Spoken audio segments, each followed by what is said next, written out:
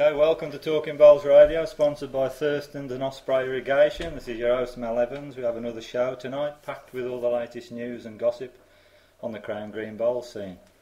The main man, Paul Hickman, is locked away in another room, making sure that the show runs smoothly while we sit here doing all the talking. I hope you're all hearing us loud and clear. I have with me Lynn Pritchett here in our exclusive studio, which is actually Paul's kitchen, handling all the phones and generally assisting me. And where else should a woman be but in the kitchen? Good evening, Lynn. Are you looking forward to the show? I am, Mel. Yes, this is actually the longest time I tend to spend in a kitchen, particularly in the bowl season. So, I am really looking forward to it, and thoroughly enjoyed the last show, our first show, in fact, and we'll come on to that later in the programme. But it's great to be doing something that engages with everybody in our sport and to promotes the game. So, really looking forward to another fun-packed evening. Okay. 21 Up show that's hosted by Jimmy and Jeff on Wednesdays features all the up-to-date news on the evening's Goodies League matches, which has been going well. Also, Nick Newey, the Summit League secretary, has been doing his regular reports on there. I gather Nick's reports have been excellent and well received, although Jimmy did say to me, does the guy ever stop talking? Well, that's Nick alright, and if you sponsor the Summit League you have to make the most of your airtime. So don't forget, Wednesday nights 10:30 to 12:30 with Jimmy and Jeff. Just to remind you, once a month the Talking Bowls Radio will come here from the Midlands, with Jamie Bramley hosting the Stockport show on the other Sundays. Before we continue, on behalf of everyone here in the team, I'd just like to thank everybody for their positive remarks following the last show. Particularly the interview with Brian Duncan. I gather a large number of people have since listened to that and viewed Brian's comments and his thoughts on the game with a lot of respect. Our monthly shows are designed very much as a chat show. I might not be Parkinson or Jonathan Ross, but it's the best you're going to get, I'm afraid, so you're stuck with me. We intend interviewing many of the game's top players and the legends of the sport and people who are currently in the news.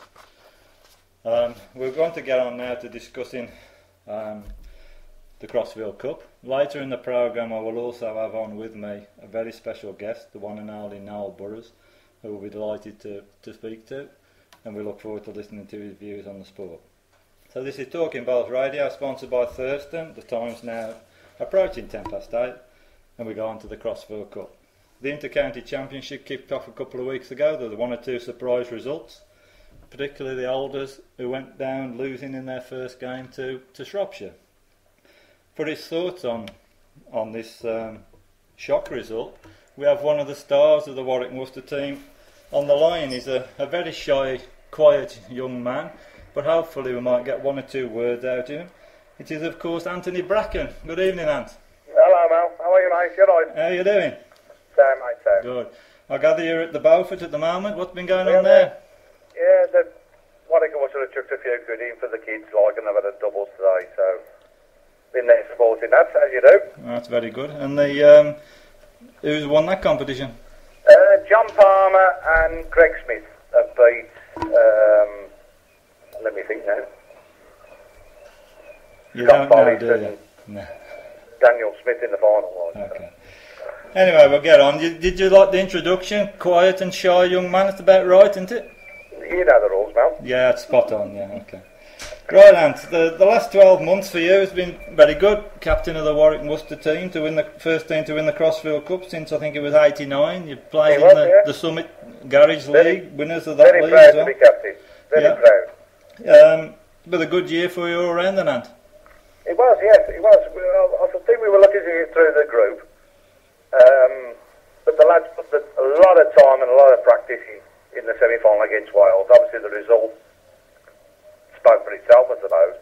And obviously we're going to have a battle with Yorkshire. And we're just going through. Yeah. So,